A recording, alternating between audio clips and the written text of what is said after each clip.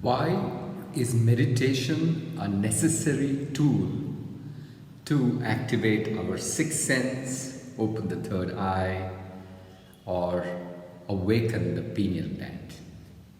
Now, let's look at what is meditation as an activity first. How does meditation help us reach certain states of being?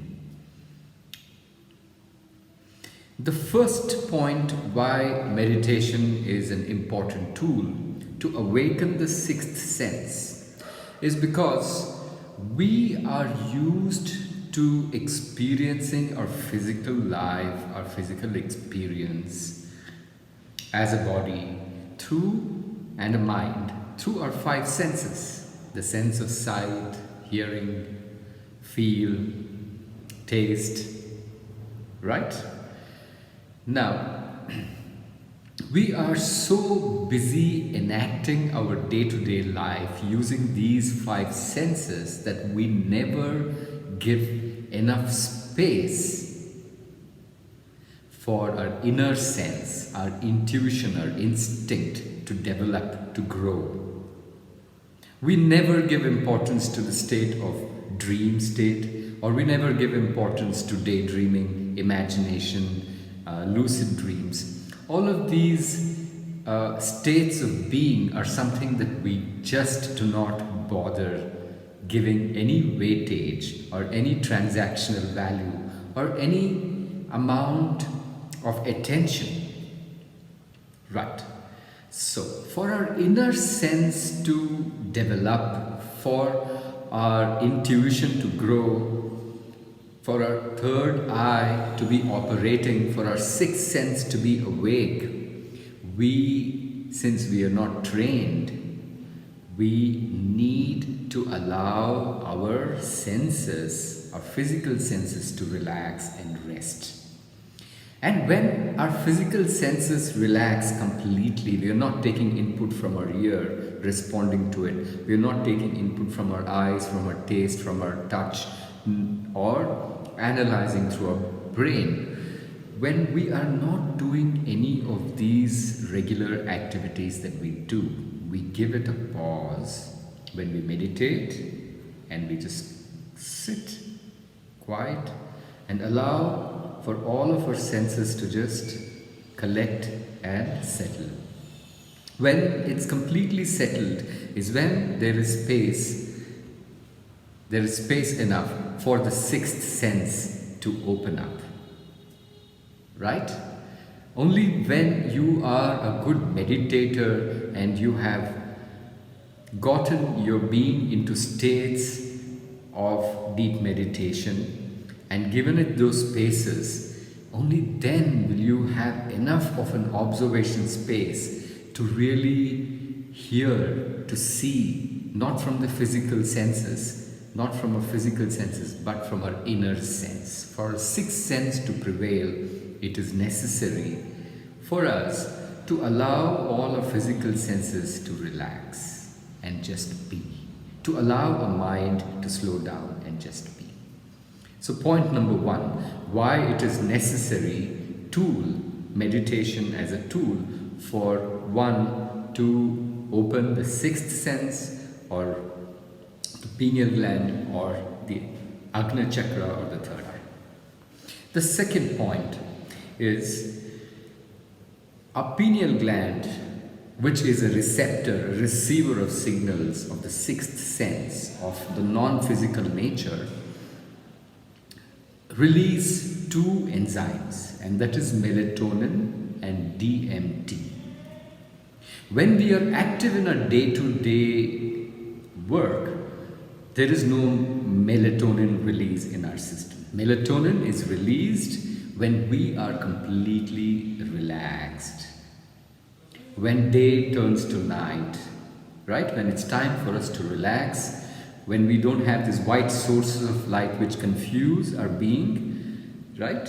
When we have finished the day and when we're resting in a quiet, non-brightly lit space with eyes closed, when we sit down to meditate, melatonin starts to release. That is, when we start to meditate or get into a state of meditation, a state of calmness, only then our pineal gland starts to awaken, to get active. Right?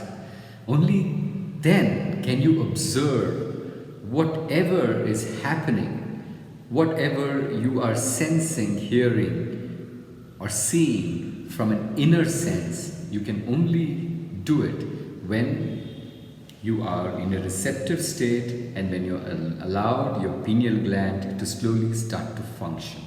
So the first state of functioning, and when you start to meditate, your body relaxes, you get a sense of well-being. That is when melatonin is released in your system.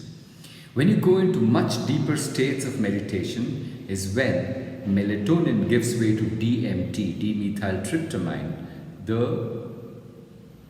the alchemical enzyme inside our third eye or the pineal gland that results in us seeing visions, right? Visions not from what is stored in the mind, but visions from other sources, right? So number 2 reason for meditation to be used as a tool to awaken our sixth sense, awaken our pineal gland, is that we meditate, so we consciously bring ourselves into a state where our pineal gland starts to secrete the hormones it's necessary. The more practice that you do, the more your pineal gland starts to awaken. Right. Point number 3. Now, we exist in different states of being. By this, I mean we are in this highly conscious states when we are enacting our daily routine. We are in a state of being, then we are in a state of being when we are relaxed, when we are at sleep, and when we are at deep sleep. Different states, conscious, subconscious, unconscious. To explain this further, let me just put this point across of brain waves, right? So when there are these different brain wave states. One brain wave state is gamma state of being, then there is alpha state of being, then there is theta state of being, and there is delta state of being, right? So when we are talking about the gamma state of being, the gamma state of being is when we are busy with our daily lives. When we are at work, we are communicating to somebody, we are at a shop shopping for something, we are socializing with our colleagues, when we are going about our day-to-day, going to the bank, going to your school, whatever these actions are is the state of being which is called the gamma state of being, right? Then we go into a state of being which is when we are completely relaxed and we are near a place where we trust, like we are with a pet dog, or we are with our family or very close friends. Now when we are in these spaces or relaxing at home by yourself, when we are in these states, the brain wave state that we are in is called the alpha brain wave state. When we are a little more relaxed, when we are open to suggestions, when a part of our subconscious brain is also kind of active. There are some processes, subconscious processes that we can notice at that time. Then we go into this other state, which is when we are, let's say, making love. Something more intimate, something where we are very happy, joyful, and we are just ourselves. We are not examining what is going on around. We are not transacting. We're just totally involved in something, a state of being, which is like the state of flow, an ecstatic state, right? So when you are in that state, like a mother and child, a mother nursing a child, and the connection is so deep and the emotion so deep, and so trusting and so bonded. So, or a guru and a disciple. A guru, some master and the disciple who is completely looking up and adoring the master, and you're in that space interacting. So then you are in this state where you're completely receptive, where parts of mostly your subconscious brain is operating. Then you are in this very deep states of being, which is like lucid dreaming state of being, which is like deep sleep, deep hypnosis, or very deep states like the delta state. That's what we are talking about, which yogis and mystics with a lot of practice reach that state of samadhi, very unconscious places states. Now these are different brainwave states of a being, right? Now the original blueprint of who we are, the operating system, the programs that run us, are in different layers in our conscious parts, in our unconscious, subconscious files. So usually if we do not go deep down into these zones of our being, which are in the subconscious and unconscious, or in the alpha, theta or delta states of being, without going in there, it is not possible for us to really feel, interact, understand, notice anything that is coming from somewhere, a space that is from deep inside us, like the sixth sense, the intuitive capabilities. Now all of these capabilities really need for you to be in this state where you are in between the subconscious and unconscious states of being, but still aware of these states of being, right? So meditation is a great tool again to get you to this brain wave state where you can enact deep radical changes within yourselves, break patterns of your life that have just caught you in some kind of a web, or to be able to hear your intuition clearly, to be able to hear any other processes, subtle processes that is happening within a being. You need to be in this state, a slow state of being, not a fast processor that is working for us like the conscious states, the gamma states, but something more calmer where our real creative instincts, our real us starts to come out from deep inside us. Now that is the state of being we're talking about. So meditation is again a tool because of this reason, right?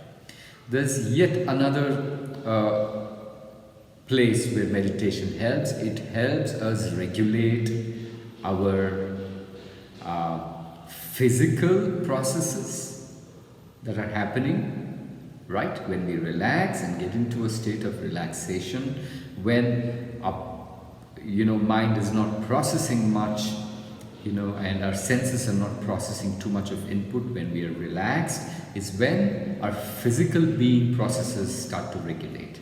Not just that, our biochemical processes, that's the processes of each of these important glands that help in regulating how we feel, our moods, our dispositions, all of these things. Now, regulation of our glands also happens when we get into this state of being, which is called meditation. Third, it also regulates our electromagnetics. Electromagnetics are nothing but the impulses, are the signals, the brain waves, electric impulses which travel through our nervous system, carrying information from our brain to different parts of a being, or carrying information from our, our senses into the brain, right? So this electromagnetics of a being, right, that also gets corrected, regulated when we meditate. And the fourth point is this also helps us with our neurochemistry. That is the processes that are happening in the brain, all the information, the neurons that are zipping past to different points, touching different points to make you feel happy, sad, angry, hot, cold. Now all of these things that are going on in the brain, that also needs regulation, right? So like I said in the previous little bit ago about the brain wave states of alpha, gamma, theta and delta. Now when we get into this alpha, theta or delta states of being, that is when we allow for settling down of our physical processes, allow for our settling down of our biochemistry, allow for settling and regulating our electromagnetics, allow for better functioning of a neurochemistry. Now, all of these processes are necessary as an organism for us to feel whole, more aware. For our senses, physical senses, to also sharpen, we need to give it some pause, some rest. Right? And for our inner subtle processes to come up, our sixth sense to thrive, we need to use this very important tool that is meditation. Now, there are many other tools one can use to open the sixth sense. More of these videos are going to be coming up to you on different kinds of meditations, how to approach them, how to use them, what is passive and what is active meditation in my forthcoming videos. If you wish to get notified on these videos, please do hit the subscribe button and also the bell icon so you're notified about my next video. Also, to understand more about how to activate your sixth sense, there is an online program that I have put out which is comprehensive and which has got everything you need to know to master your sixth sense available to you. The link is put down here below in the comment section. Please do go through it, and that is it from me in this video, and I will see you in the next one.